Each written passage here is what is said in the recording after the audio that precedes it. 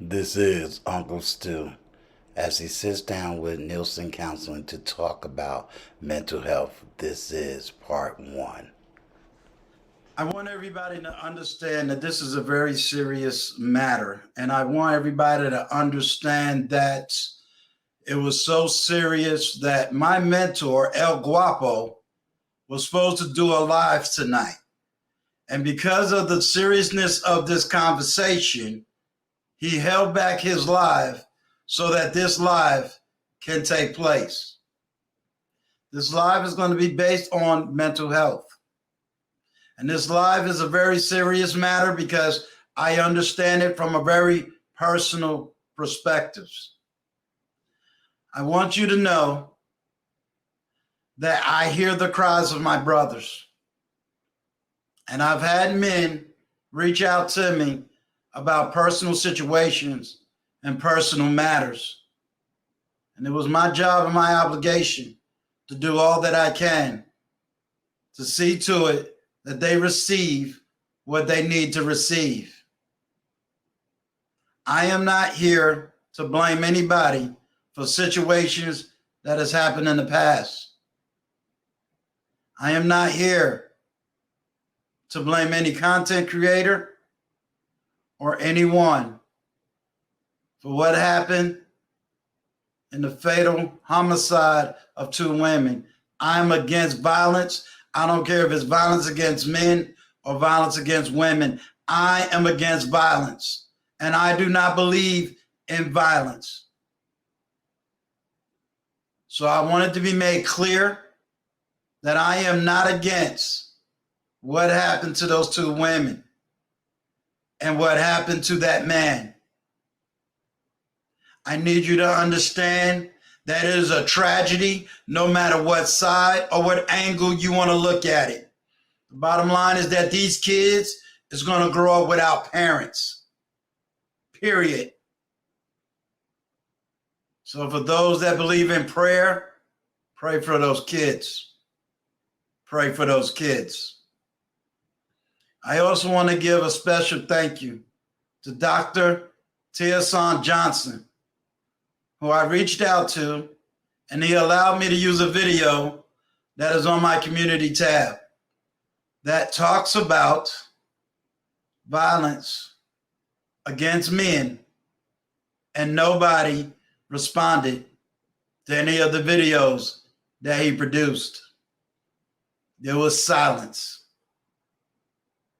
I want to thank O'Shea Du Jackson, who I reached out to as well. His video is also on my community tab, where he talked about it is our responsibility as men to make sure that we, as men, put things in place for men to hopefully prevent the tragedy that took place. And as a man, I said that I'm here to serve you. So his video is also up on my community tab. And last, I agree 100% with OG Patrice. The war must end.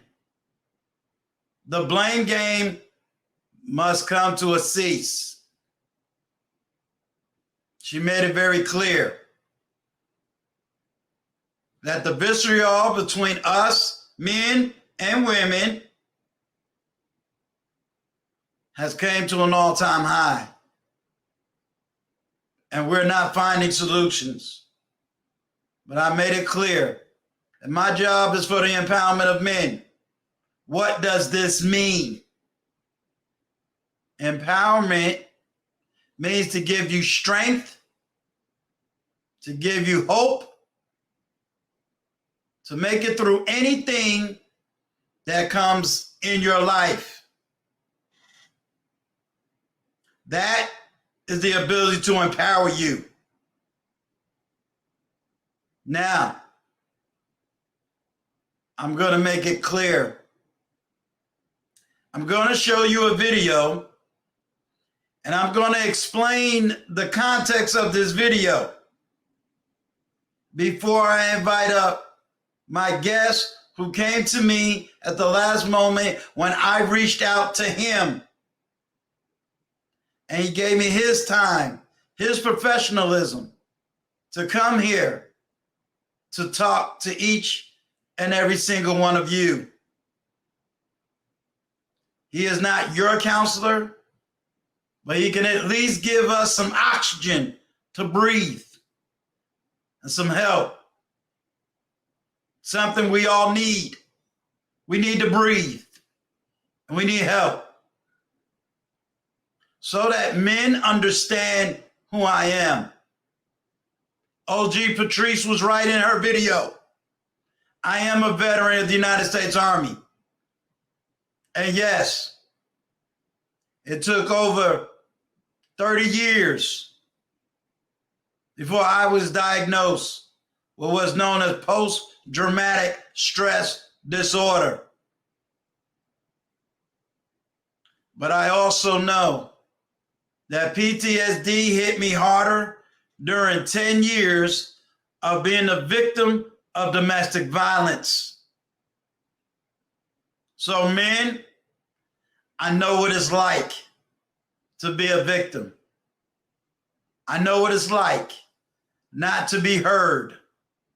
I know what it's like when people ask, what did you do to cause such a backlash? So I need you to understand, I don't talk from an academic book. I talk from experience. And there was no such thing as the manosphere. There was no such thing as the red pill and blue pill and all these other pills. It was just me trying to keep a family together and trying to raise my kids to the best of my ability. So my brothers, I know the pain, I know the anguish, I know the sorrow. And by the grace of God, I was able to come out of that situation, but I was still damaged. And it took 3 more years before I went and got mental health treatment from the VA hospital. I was there in those dark places. I was there in that dark time. So I know what it feels like, and I know how dark it can be. And if it wasn't for my cousin who saw it on my face, Uncle Stu wouldn't be sitting here right now. So I understand. I do. So the only thing I can do is give back and to tell you, my brothers, there is help. My brothers, there is hope. My brothers, you are not alone. I love you. I'm not a man that gives long speeches. I'm a man that understands. I do. And I'm here. I might can't answer every call, but I have did my best to answer every email. And I want men to know, especially the men that reached out to me, you're a man. You are a man. It takes a man to reach out to another man and say, I need help. That's a man. That is being a man. Uncle Stu, 35 days ago, lost his son on Veterans Day. It was hard. It was rough. But by the grace of God, I had strong people around me to help me to get through mentally. Strong people to help me get through spiritually. And yes, I had mental health professionals that made sure that my mental health was in check. And I still came out here to do what I promised, to serve you. And I am still here serving you. So shout out to OG Patrice and shout out to I Am Courtney Michelle. Appreciate her, love her, and I thank her. And so as a man, as a father, and as the uncle, I am here to serve you too. So let me show you this video, and then I'm going to bring my guest up so that we can have a conversation. You were talking to us about your situation. Yeah. Oh, well, let me just back up for a second. So, you know, I know who you are, of course. I'm on your bed. I love coming up to you. Why don't you shout out your channel real quick for us? Yes, this is Uncle Stu, the old man on the block. My platform is devoted to empowering men while trying to get women to understand the men they say they want to love and be with. I've devoted most of my channel to intellectual, positive, motivational conversations, as well as some some academia knowledge on a lot of things that is going on within the African American community. I'm one that really listens to my brothers both in front of that screen and behind the screen, and really try to give them the help that they need and that they're asking for, even if it's no more than me listening and giving voice to the voiceless because of my age and things that I've been through. Awesome. All right. Well, tell us about what do you think about this situation here? This situation is very personal to me. I have two stories. First of all, my own, and I'm going to speak on my own. I've been down that road where I was accused of that with my very youngest daughter. And unfortunately, I didn't spend 3 years. I spent 6 months. But the fortunate side for me was that I had the economic resources to fight it. But it never left me. It never escaped me, because everything I had to do in order to gain custody was just absolutely ridiculous. It cost over $10,000. And we're going back 25 years ago in the city of New York. So allegations can definitely destroy you. My best friend spent 2 years in prison off an allegation of that as well. And luckily he had the resources to help him. And this, you say, is not common. I'm sorry, but it's over and over, and I've heard the commonality for the longest. And for me, I try to keep a level head and a calm voice. I've been a victim of domestic violence where I couldn't get women to hear me. I couldn't get anything spoken. I'm out front, I'm bold, and I'll say to any woman that want to challenge it, my oldest daughter is on my platform. And so I think if anybody's going to give me pushback, it would be her.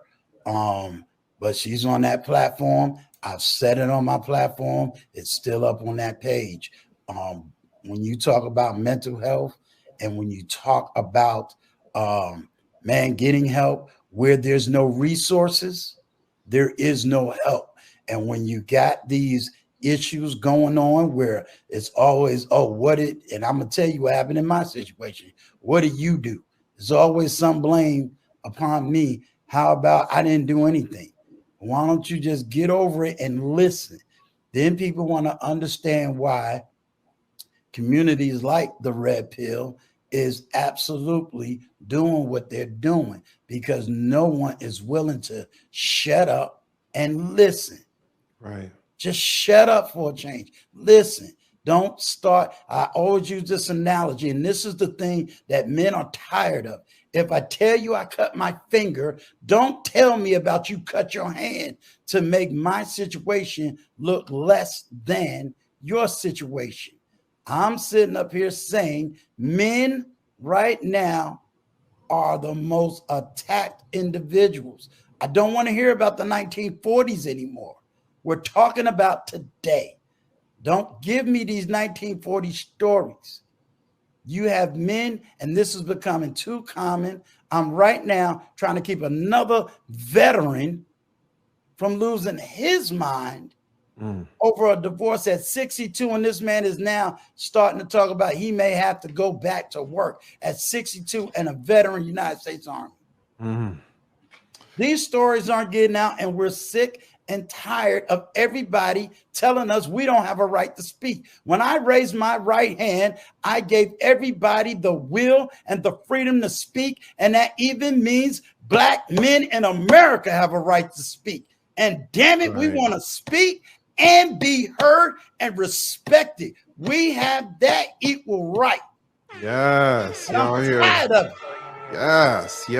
And you ain't talking to a Black man that hate Black women. Don't you dare come after my mama talking about, oh, he hated Black mama. Damn it, I could pick up the phone and still call my mama and still call my daddy. But right is right and wrong is wrong. Absolutely. Shout out to him. Y'all hear him. Y'all hear him. Y'all, this is Uncle Stu, the old man on the block, lighting it up. Please, guys, go over to his channel. This is the passion and the wisdom that he talks to you about over there. Y'all see it over here on fire, and the chat is absolutely loving it. Thank you so much, Uncle Stu, for coming up. Got a lot of people back here, so, you know. How you doing, Nelson Counseling? How you doing, sir? All right. To everybody in the chat, I'm going to give a little brief context. The video that I did was on TLA, and I spoke my truth. And for any woman that needs context, I'm going to let you know that the video that's on my community tab, I just put up there today, and I just saw the video today, and with Dr. Tiasan Johnson's permission, he allowed me to put it up there. So y'all let's go see that video. When this video is over, if you need some real context, and if you need all this citations and data that we love to always want to speak on. Nelson Counseling, as I said to you earlier, I have some gentlemen, they're both in the chat right now, that reached out to me. They're going through. I'd rather them kind of tell their story. But as a mental health profession,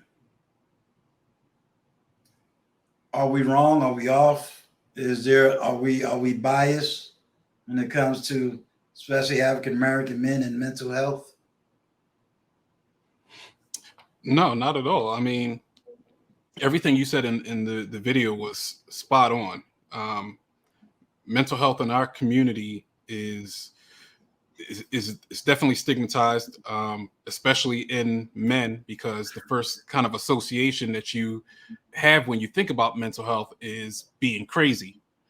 And then you put that together with our perception of what it looks like to get help, to see a counselor. Like everybody because of the media, everybody has this picture in mind that I'm going to be sitting down, laying on the couch, talking to somebody about my problems, crying. I'm going to be on medication that's going to make me feel like a zombie. Like none of that has anything to do with it, but because that's the narrative that's been put out, that's what we associate it with him. And we as Black men should definitely know the dangers of having a false narrative put out. Like there's a false narrative about Black men and our whole personalities and who we are. Like we're just, thugs and whatever like that. But like everything you said in your video was spot on. And men are going to be less likely to reach out for help because we're trained to not reach out for help. We're trained to be the helpers. So it comes at a great cost to reach out and call somebody and say, listen, this is what I'm going through, because psychologically it's almost like I'm admitting that I'm weak. I'm admitting that I can't do something on my own. So there's so much reluctance in wanting to reach out, but it's the exact opposite. It's, if you really think about it, it's easy to try to handle things on your own and do things under your own power, it's much more difficult to reach out. So to me, that actually means that's more of a sign of bravery. It's more of a sign of courage. The fact that you were able to put pride to the side, realize a weakness that you have, and reach out to somebody else. You know, one of the things that they teach you in the Army, Navy, Air Force, Marines, Coast Guards, Rambo don't exist in the military, meaning there is no one-man army. We're a team. Together, each achieves more, period. There is no one guy that can just run up and do all this magnificent stuff that you see in the movies. That doesn't exist. So we've always been taught team. We've also been taught no man left behind. We can even argue no man or woman left behind. You know, if one of my fellow vets is down, they're coming home with us, regardless of the situation. And we carry that to this day. I don't care what branch it is. I mean, we might have our inside jokes about, oh, I'm Army, he Marine, he Air Force, he Navy, he Coast. We might have our jokes in amongst us. But if I'm Army and my fellow Marine is hurting, we hurting. If I'm Army and my Air Force is hurting, we hurting. If that Coast Guard is hurting, we're hurting. We're a team. And now that I have a platform, if my brothers are hurting, then I'm hurting. And I want so much, so badly, to let my brothers know that it takes a man to say, I need help, and to be willing to get that help at all costs. I don't want my brothers to think that they're alone. You know, I want to destroy that narrative. They're not alone. You know, a lot of stuff is not in books. You know, we can't, all of our narratives is not in books. Our statistics aren't in books. I remember when I was getting my degree, I did a paper about domestic violence, and my college professor was a feminist. You know, I had to write the paper. I wrote it as if my whole story was dealing with women. But in the end, I flipped it. Half of my classroom had to cry because all the statistics was about men. It wasn't really about women, although I made the narrative look like it was about women, but it got flipped because I wanted to show them this is happening to us too. You know, let's go with this angle, because you said we as men been taught that our strength lies in us doing it alone. How do we break that narrative that we can't do this stuff alone? We can't build alone. It takes all of us to do it.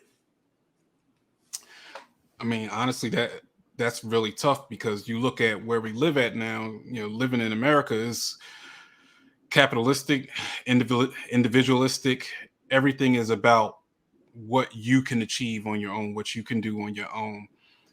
One thing that I really think about Black men, though, is that our nature is to solve problems. Our nature is to help others. So having that mindset is definitely a blessing, and sometimes it can serve as a curse too. Because think about how we deal with other men. A lot of times when maybe we got a cousin, a friend, they'll come to us and they're having a tough time with something, like they just really, really going through it. A lot of times our interaction with men is we'll listen for a couple minutes to what it is that they got to say, and then our minds are already on, all right, all you got to do is this, just do this, and this will pull you out of the situation. We're always so quick to solve. Right. To a certain extent, we have to get out of that mindset for certain things. It's got to be instead of this is what you got to do, it's got to be tell me more. Is we have to provide a safe place for one another to talk about what's really on our heart, to be able to get down to the root causes of things. And that only comes with asking more questions. That only comes with not trying to solve our brother's problems, but walk alongside them inside of their problems. It's like even when you think about it, like we're actually crippling one another by solving, trying to solve somebody else's problem, because then that means the next problem that they have, they're coming to you to solve. You prove that you help, that you come up with these solutions. Why not go more and more and more?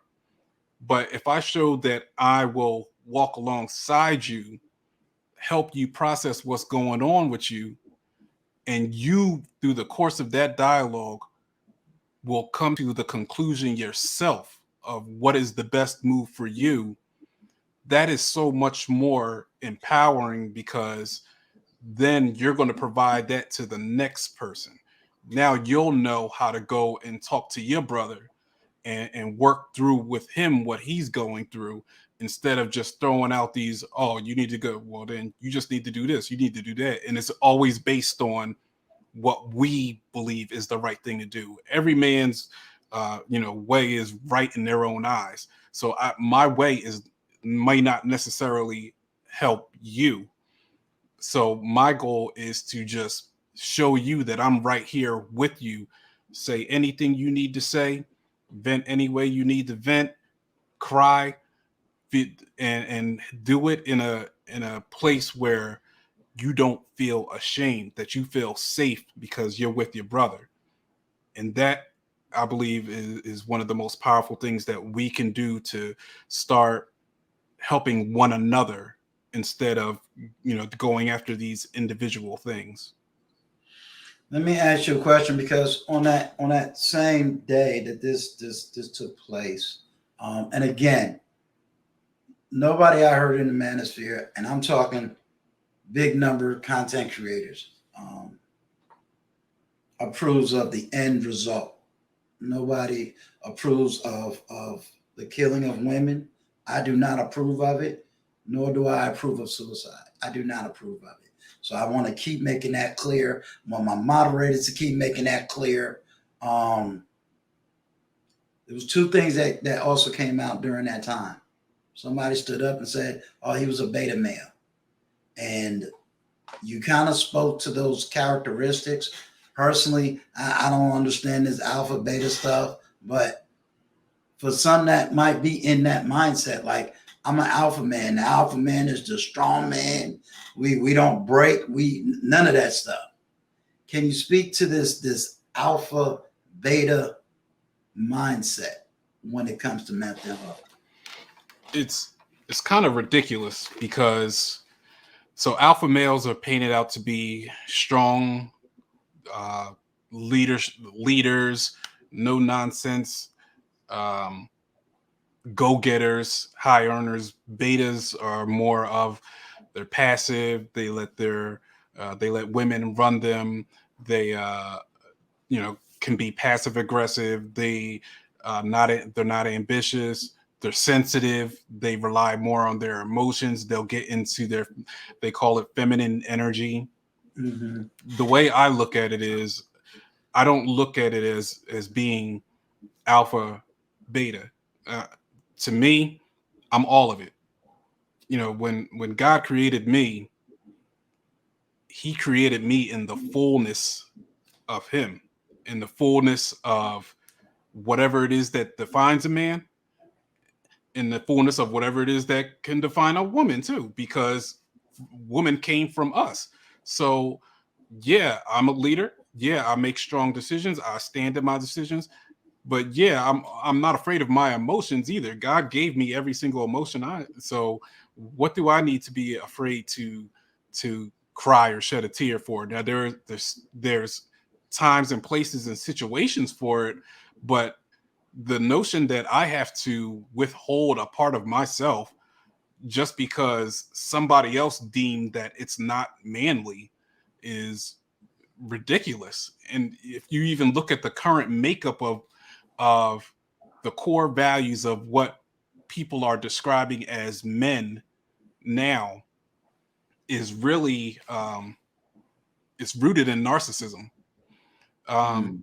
You look at the core values of entertainers, of high profile men, they always go for the same three things: money, power, and respect.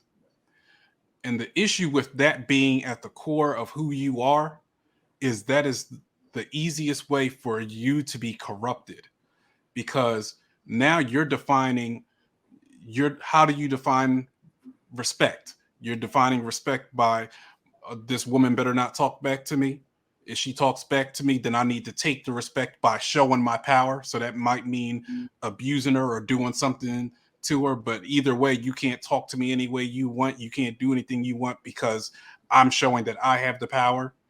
Money is also used to define that power too. So the more money I have, I can show I have more women around me. That gets me more respect. That shows that I'm an alpha male. All of that stuff is rooted in narcissism, honestly. And us as men, we're raising up more inside of very narcissistic personality traits. If you look at who these alpha males are, the biggest example that I have is another channel. There's a it's called Fresh and Fit, and it's these guys that are supposed to teach men how to go on dates and be alpha males, but the main leader of that is a narcissist. And so you're teaching men how to have a distorted perspective on what it means to be a man. And as a result, when we get into these relationships with women, we're going based off that faulty understanding of what manhood looks like. And that's causing a lot of friction between the two of us. So that's why I think that women have a hard time understanding what submission means, because you got stupid guys out here trying to show them why they need to be respected, or they're showing it in ways that are based in narcissism. And so there's no way that there's not going to be tension. To me, men would do much better if we define ourselves by integrity, loyalty, wisdom.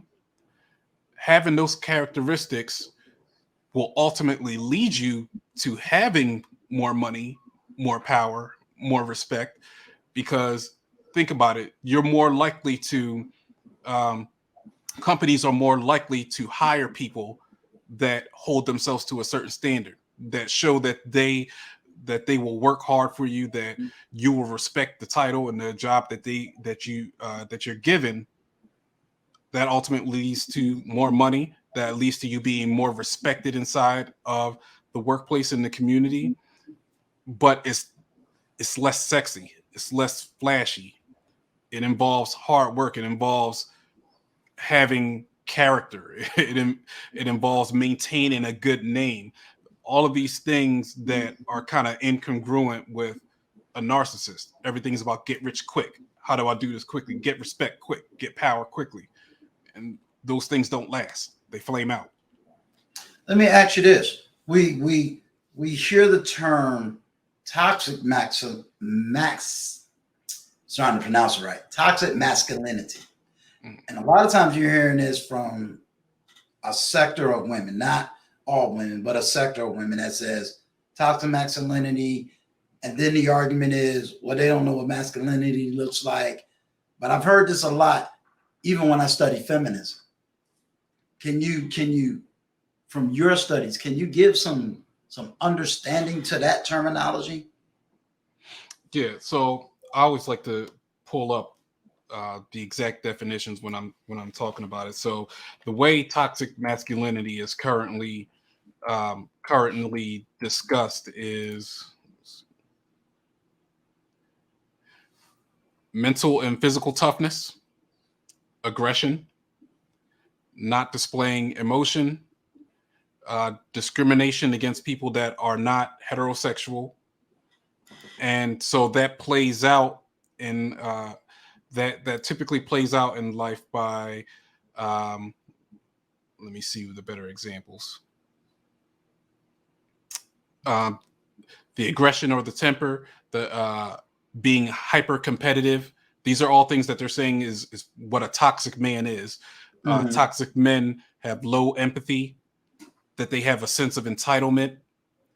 They need to dominate or control others, and they're aggressive. That's what is considered toxic masculinity.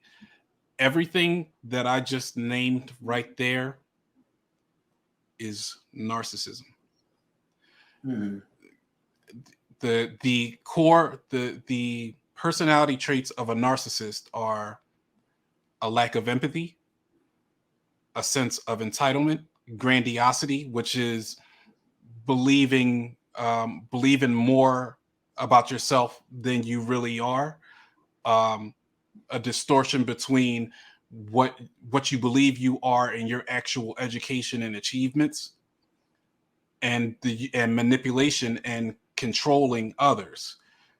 That is an extremely important thing. And like I said before, all the information that we're getting in the media is, this is what it looks like to be a man. Rappers, what do you see them? What do you see them flashing? Money, women, new cars, all this kind of stuff. Mm-hmm. All of these things are narcissistic traits, and because this is all of the messaging that we get as men, as this is what it looks like to be a man, we're already set up that everything we do going forward is going to look like toxic masculinity. So in other words, that way I have clarity on what you're saying.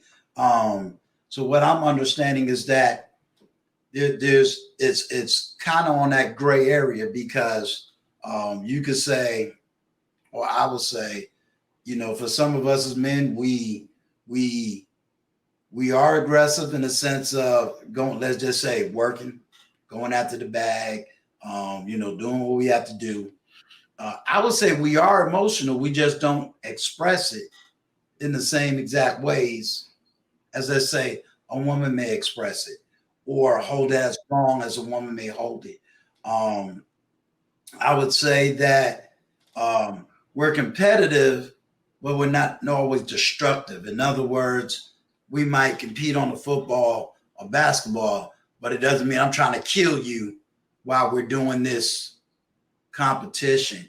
But it can get mingled when certain people don't really understand what they're looking at. So when you're looking at, let's say, above the culture of YouTube, it looks like this.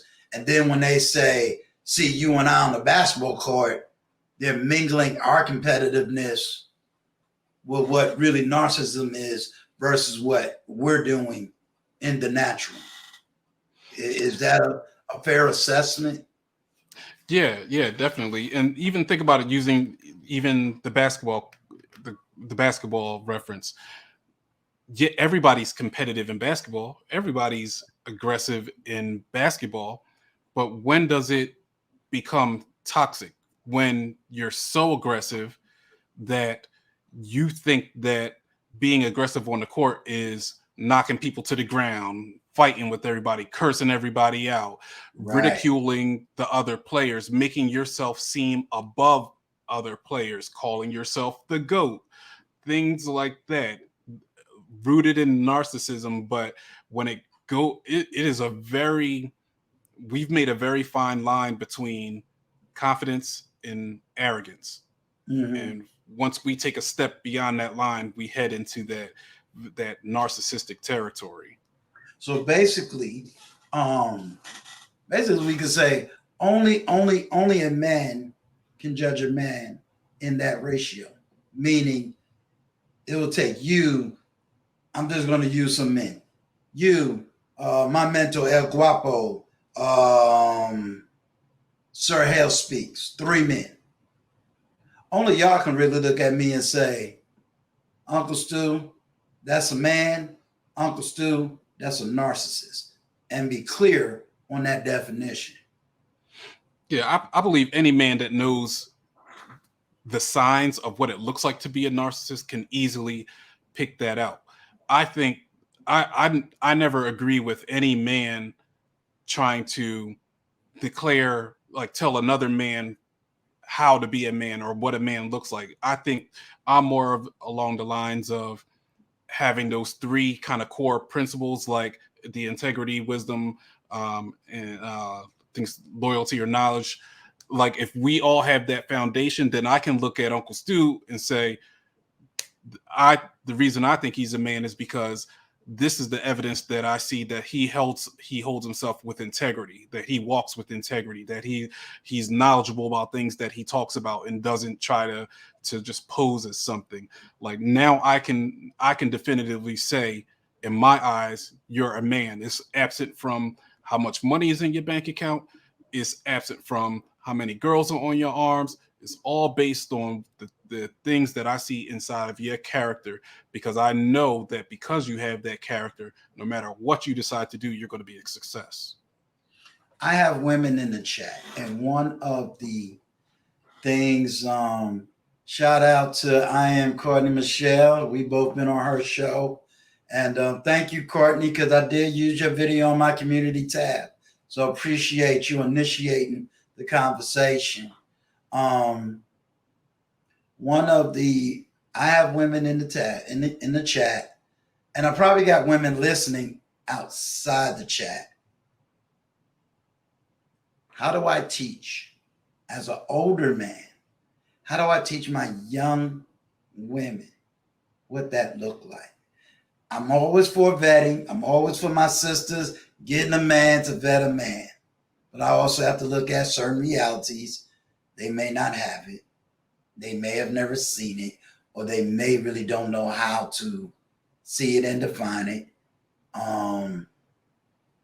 How do I, as an uncle, help them to see the difference between a man and a narcissist? Because again, that toxic masculinity is very gray area.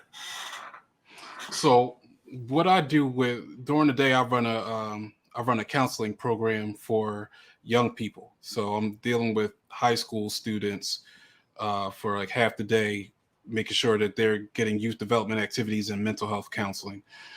What our young women, when they're in their relationships, I ask them, what is it that you like about this person? What is it that's attracting you to this guy? A lot of times I'm hearing things like, it's their swag, it's the way they hold themselves, it's the clothes that they're wearing. They seem really confident.